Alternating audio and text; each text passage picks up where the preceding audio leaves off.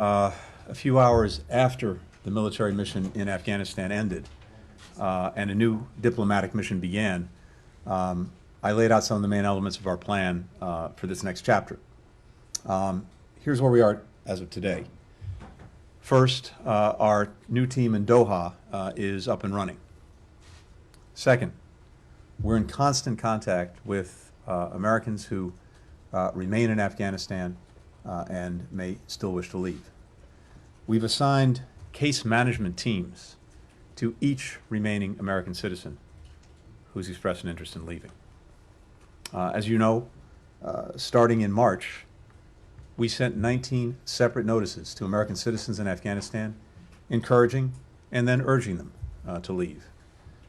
Most of the remaining American citizens are dual nationals whose home is Afghanistan and whose extended families live there. So it's no surprise that deciding whether or not to leave the place they call home is a wrenching decision. We're also in touch with others working to help at-risk people leave Afghanistan. That includes our foreign partners, news organizations, private foundations. There are a lot of extremely complex logistical issues to address and coordinate. We're working through them as quickly and as methodically as we possibly can.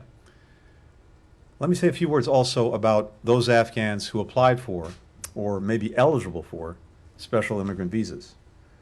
There have been questions about the backlog of SIV applicants and why more of these men and women weren't already out of Afghanistan by the time the evacuation operation began. So let me give you a little bit more context on this. When we took office, we inherited a backlog of more than 17,000 SIV applicants. The program was basically in a dead stall.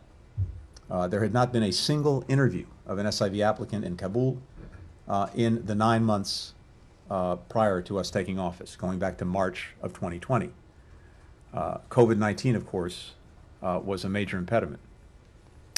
As you may know, the process for approving a special immigrant visa is not a simple one. There are 14 steps laid out in a statute passed by Congress. These are congressional requirements.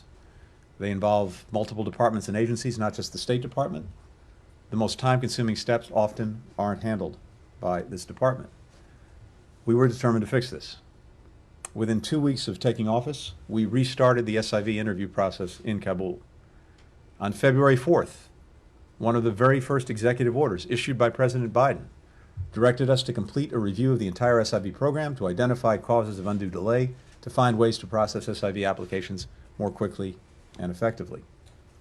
I directed additional resources, significant additional resources to the program, including adding 50 people to the team in Washington to process applications.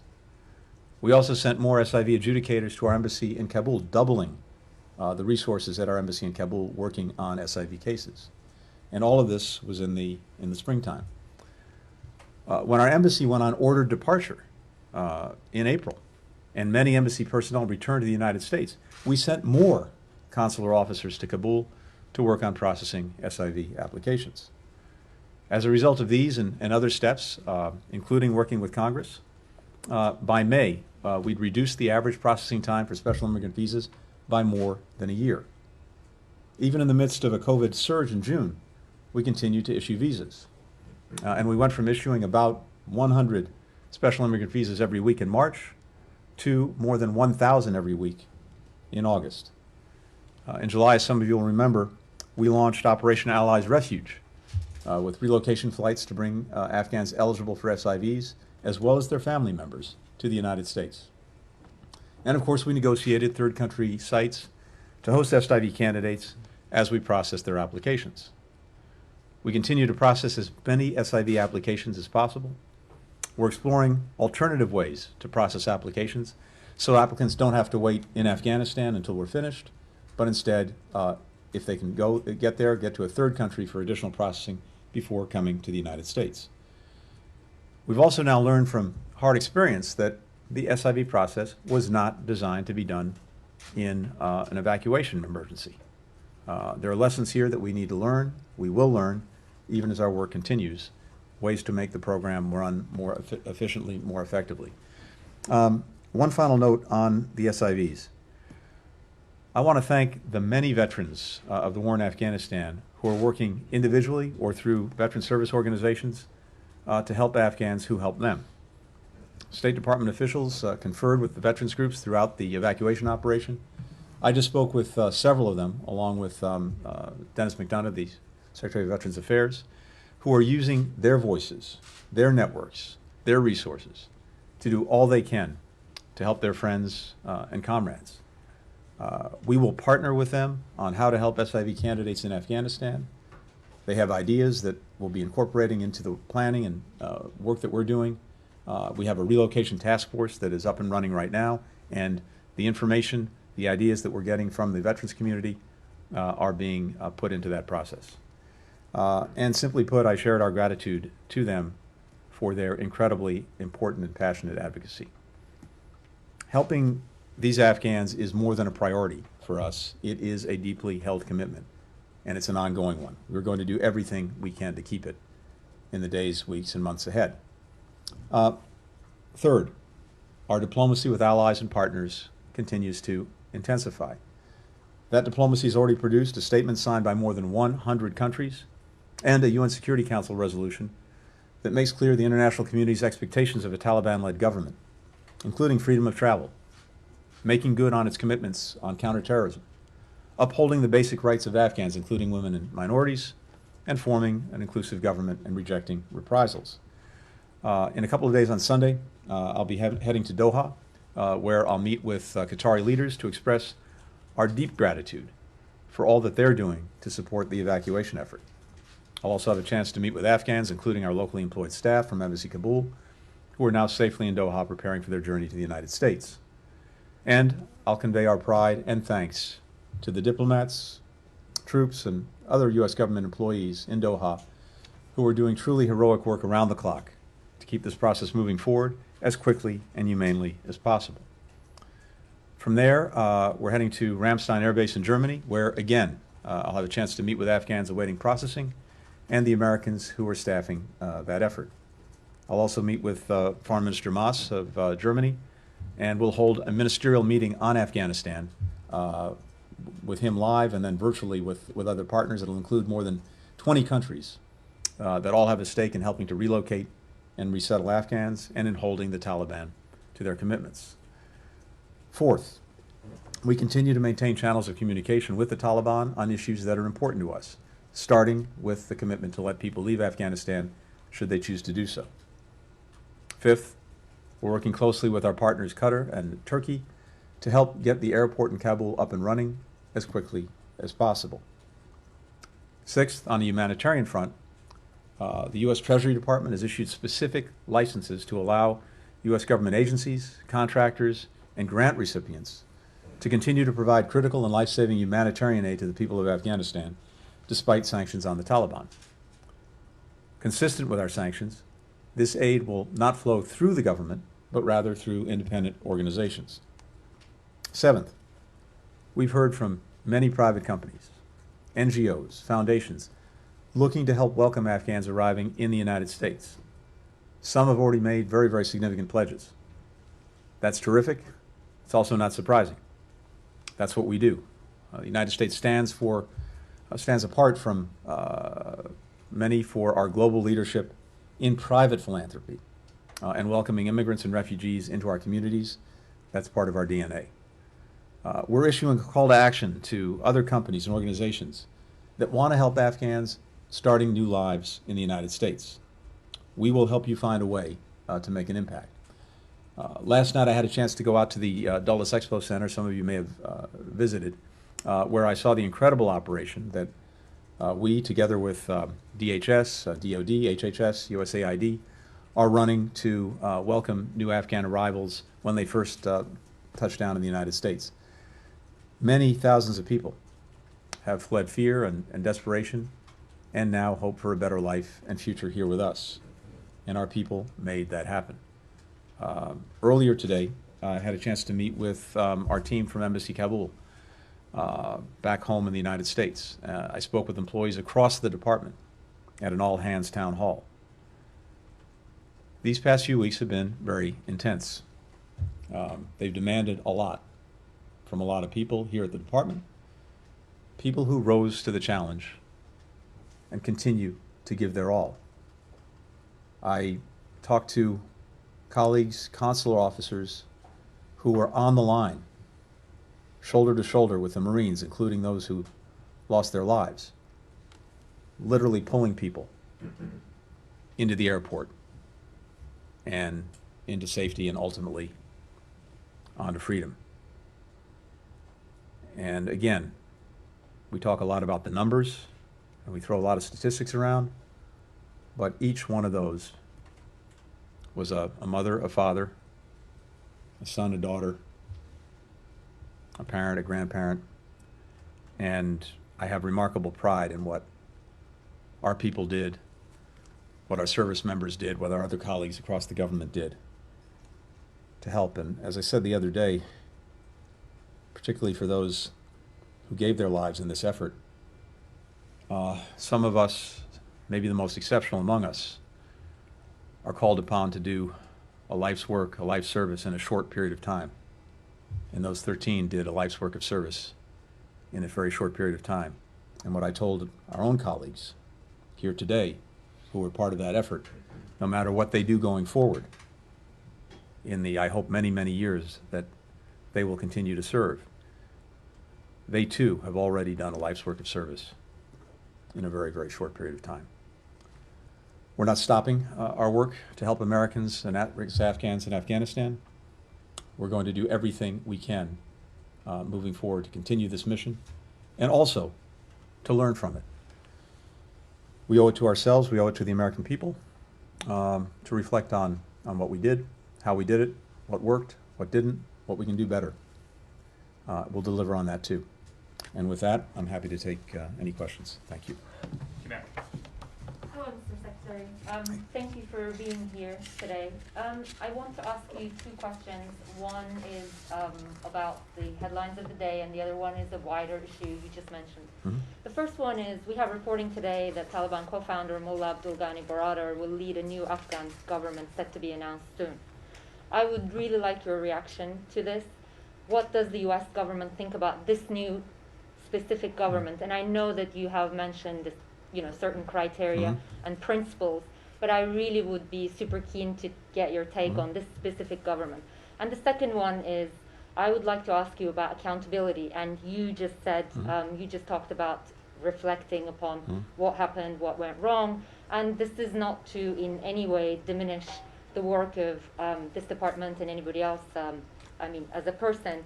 But you and others in this administration have said there will be a time and place for that kind of accountability. National Security Advisor Jake Sullivan specifically referred to it as a hot wash. So where is the State Department in that process? And is this going to be in a format of a formal investigation? What is that going to look like? Thank you. No, thank you. So with regard to the government, we've seen different reports of a government in formation. I've not seen anything final or dispositive of what that government looks like, who's in it, who's not. So I'm going to reserve comment and judgment until we see that. That may be coming up in the hours ahead, in the days ahead, but I haven't seen anything final. But I'd say two things about it. First, as we've said, and as countries around the world have said, there is an expectation that any government that emerges now will have some real inclusivity, and that it will have non-Talibs in it who are representative of different communities and different interests in Afghanistan. So we'll see what in fact emerges. But I have to tell you that as important as what the government looks like is, more important still is what any government does. And that's what we're really looking at. We're looking at what actions, what policies any new Afghan government pursues. That's what matters the most. So the expectation is to see inclusivity in government, but ultimately the expectation is to see a government that makes good on commitments that the Taliban have made, particularly when it comes to freedom of travel, when it comes to not allowing Afghanistan to be used as a launching ground for terrorism directed at us or any of our allies and partners. When it comes to upholding the basic rights of the Afghan people, including women and minorities, when it comes to not engaging in reprisals. These are the things that we're looking at, and again, not just us, many countries around the world. Second part of the question, we are committed to looking at everything we've done from day one through the present, and to draw lessons from it. I think that there also needs to be, including across the State Department, a look back at the entire 20 years to understand the entire course of this war and engagement with Afghanistan, and to ask the right questions and to learn the right lessons from that. So we'll have more, I'm sure, in the days and weeks ahead about what process we're going to be engaged in, but we are committed to doing that. Margaret. Thank you very much, Matt. Mr. Secretary, a State Department official said the other day that the majority of Afghans who are special immigrant visa recipients were left in Afghanistan. I'm wondering if you have a specific number on that. When you said today that one option would be a third country for processing to cut through the bureaucracy, are U.S. taxpayers giving money to do that? How does that work? Mm-hmm. Is that just a theory on paper, or are things actually in process to get them out right now? First of all, Margaret, good to see you. Thank you. Welcome back. A few things on this. So I think, as you know, we have evacuated roughly 124,000 people. Many remain at the so-called lily pads as they're being processed and then moved, in many cases, onto the United States, or in some cases to other places. And given the premium that we put on getting people out as quickly and as safely as possible, but now the premium on once they're out and either at a lily pad or in some cases already in the United States, then really digging into exactly which categories they may fit into. Were they locally employed staff? Were they SIVs, Afghans at risk, potential P1 or P2 parolees, etc. All of that work now is what we're doing. So I can't give you specific numbers. What I can tell you is this: of the roughly 124,000 people who've been evacuated, the vast majority, 75–80%, are Afghans at risk. And of those, some significant number will be SIVs, either people who already hold an SIV visa or those who are actually in the pipeline. Some number will be potential P1 or P2 refugees, and some other number will be Afghans at risk, prominent in one way or another, who may not fit into any of those categories. We're working through all of those numbers now, and again, I think we'll have more to say on that in the days and weeks ahead as we actually work through them. But the bottom line is, the overwhelming majority of people who came out of Afghanistan were Afghans at risk in one way or another, including a significant number of SIVs. But for those who remain, Yeah. that you were talking about, and potentially bring to third country Mm-hmm. for processing, what does that look like? What are you doing right now to get those SIVs who were left behind? So, a few things on that. There are a lot of things happening from the political to the practical to enable us to continue to bring people out of Afghanistan who wish to leave, including, of course, any remaining American citizens who want to leave, including SIVs, including Afghans at risk, including also third country nationals who may be there.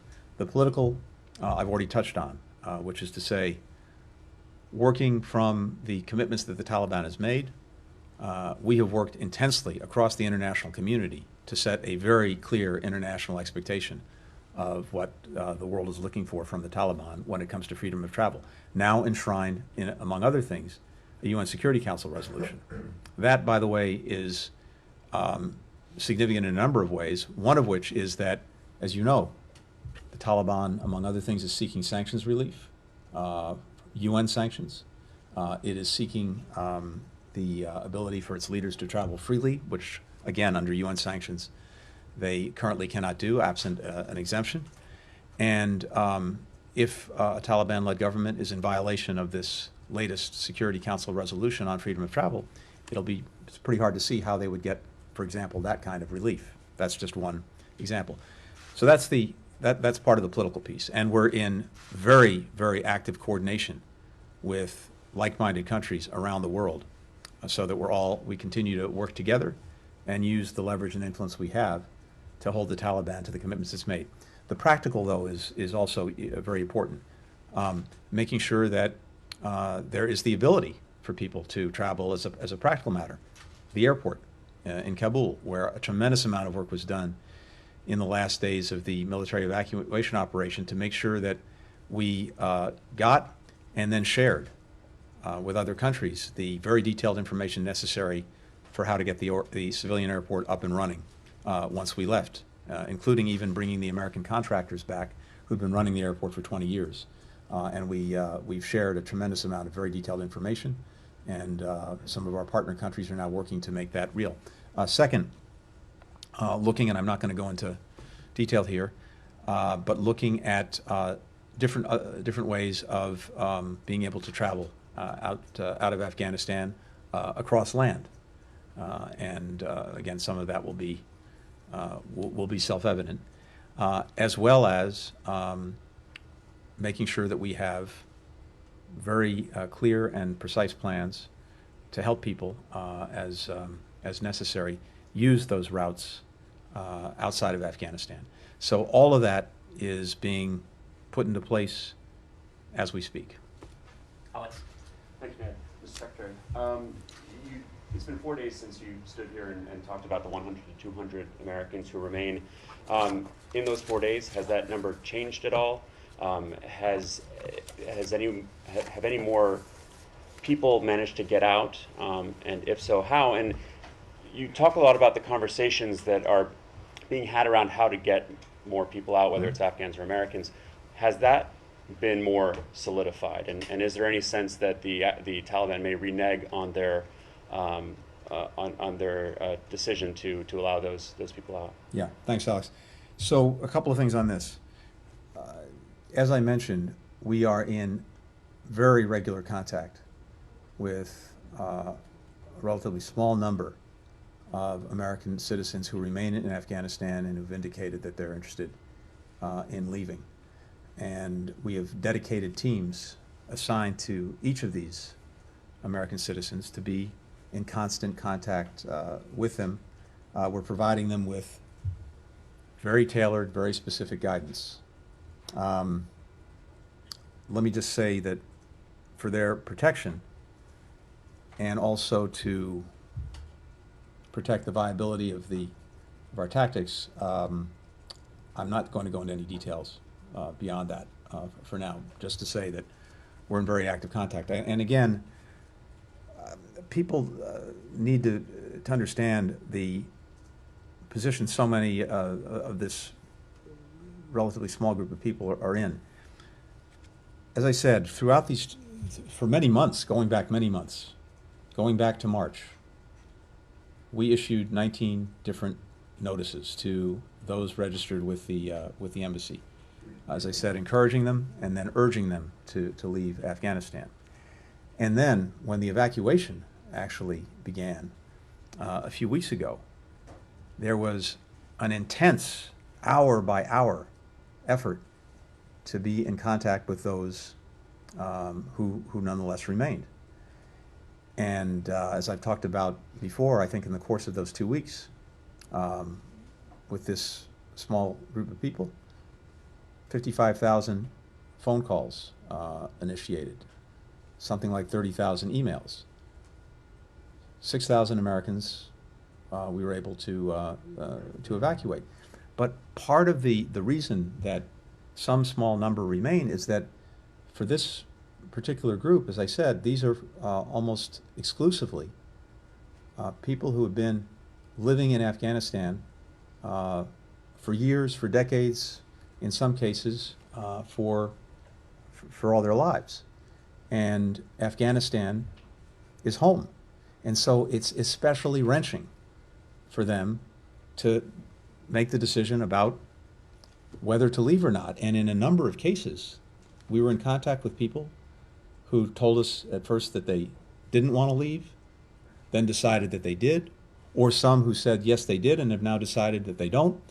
My only point here is that we are in very direct active contact with this group, and there's absolutely no deadline on this work. We're going to be in very close touch, and as they desire to leave, we're going to make sure that we're doing everything we can to help them do exactly that. Thank you very much, Mr. Thank you all. Commissioner, just to clarify, no American has made it out? Is that what we're answering?